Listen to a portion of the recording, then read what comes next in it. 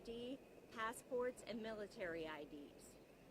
We highly encourage folks to get the Real ID in advance of the February 1st deadline. If you plan to travel on or after February 1st and don't have a Real ID, you'll need to visit Pay.gov and pay the $45 fee and bring your receipt to the TSA checkpoint. We highly encourage you to pay the fee in advance of your travel date to avoid delays at the screening checkpoint. There's still time to get your Real ID before this change goes into effect, so we encourage you to update your identification as soon as possible. Congress passed the Real ID Act in 2005 to strengthen security standards for state-issued IDs. The Trump administration is enforcing these requirements to better protect Americans. All states, territories, and the District of Columbia are issuing Real ID compliant cards, which have a star at the top. To share more about North Carolina's Real ID program, I'd like to welcome Paul Tyne, Commissioner of North Carolina's Division of Motor Vehicles. Paul, thank you for your partnership and your support. Good morning, everyone. Thank you for joining us today. Thank you, Director Gordon, for your partnership. We at North Carolina Division of Motor Vehicles are proud to work alongside TSA to help keep travel safe and smooth for everyone. North Carolina has been issuing Real IDs, compliant driver licenses, and ID cards for nearly 9 years now. And today, more than 5 million North Carolinians already carry one of the star in the upper right-hand corner. If you have a star, you're ready for the checkpoint with no additional steps or costs. For those who don't yet have a Real ID, the easiest way to avoid the new verification process and fee is to get one before your next flight. It's straightforward. We've made it more convenient than ever. Start by visiting ncrealid.gov. That's ncrealid.gov, where you can confirm whether you need a Real ID, and we have a short quiz that will help you to understand the exact list of documents that you will need to bring into the office. Every one of our 114 driver's license offices now welcome walk-in customers from open to close, or until we reach daily capacity for that location. We also continue to offer appointments, which are currently available up to 7 days in advance, with new slots added every day. And we'll be increasing the number of appointments that are available in early February. Finally, I hope you'll remember this point. Winter is the time to come to NCDMV. Please don't wait until summer, which is our busiest time of year. No need to show up early.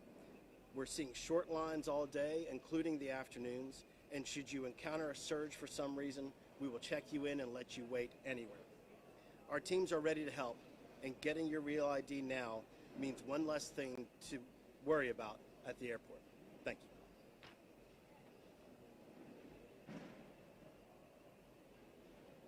Now I'll open it up to any questions that you guys might have for our speakers. Gotcha. I don't know who may be the best person to answer this, but does this impact people who are flying through RDU who are not North Carolina residents in any way? Yes, the new requirement is for all travelers who do not have an acceptable ID. So if you don't have a Real ID, a passport, or another acceptable form of ID, you will need to go onto Pay.gov and make your $45 payment. You'll receive a receipt, and you'll bring that receipt to the TSA checkpoint. Got it. And again, we encourage folks to do this in advance of their travel date to avoid delays. Gotcha. Is a digital copy of the receipt acceptable, or do they need to print out a physical Yes, copy? they can have a digital or a hard copy. The receipt will actually be sent to the email that they provide when they register for the payment. So they'll have it in their email, or they can bring a hard copy. Either way. And I know some.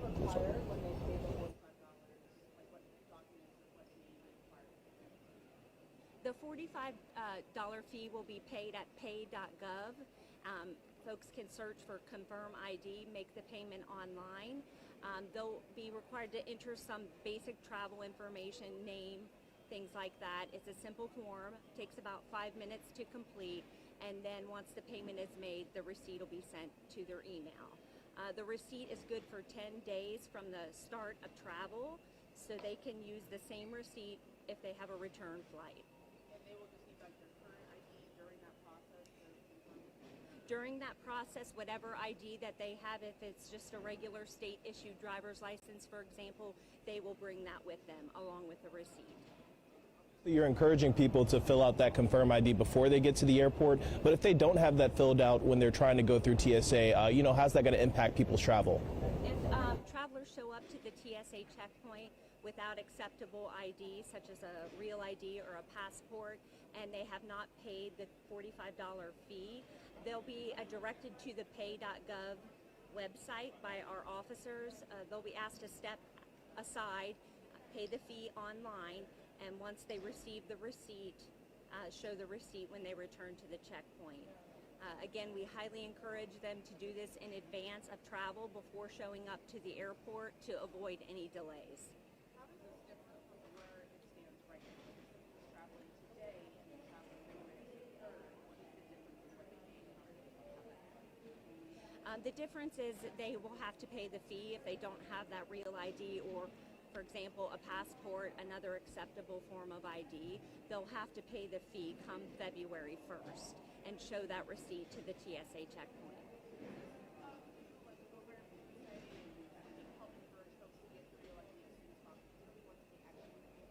Yeah, we highly encourage that they update their identification and go and get a REAL ID or another acceptable form of ID prior to travel. Identity verification is a critical part of TSA screening process, and on February 1st, we will require a $45 fee or an acceptable form of ID to process through the screening checkpoint. Once you get the receipt, you go through TSA screening as normal? Yeah, the ConfirmID is a new modernized identity verification process that passengers will undergo if they do not have an acceptable form of ID, and that will be done right at the screening checkpoint. Once the ConfirmID process is finished, they'll be able to process through screening as normal.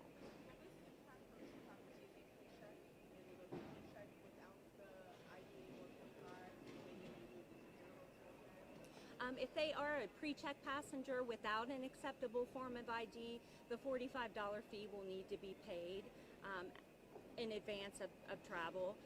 So they'll be asked to step out of the line, pay the fee, and then come back through the pre-check lanes with their payment receipt.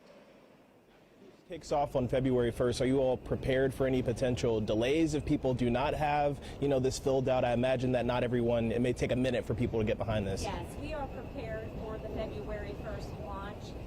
We will have QR codes at the TDC podiums that show where to go to pay the fee for those that may arrive at the checkpoint without an acceptable ID and without the Pay.gov receipt. So we'll direct folks to the right website, but ultimately they'll have to step out of line to pay the fee online. And we want to avoid that if possible. It will cause a little bit of delay in your travel plans if you show up without that. Is there a chance that the passenger traveler that does not have their receipt gets to the checkpoint, pays the $45, they don't meet the ConfirmID requirements, they can still be denied travel, correct?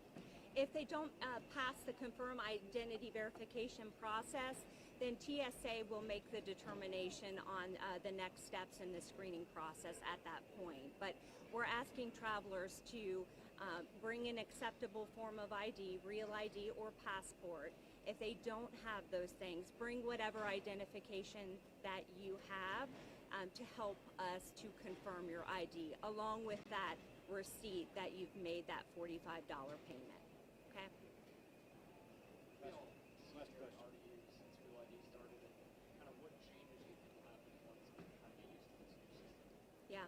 Well, since the launch of REAL ID in May, 94% of travelers across the country have presented an acceptable form of ID. But that still leaves about 6% of travelers. Here at RDU, it's on average about 2,000 travelers a day that show up without an acceptable ID. So we are encouraging folks to get an acceptable ID. There's a full list of the acceptable IDs by TSA on our website, so you can visit TSA.gov to see a full list of those identification requirements. Okay, thank you. All right, anybody want to go into the checkpoint for B-roll at this point?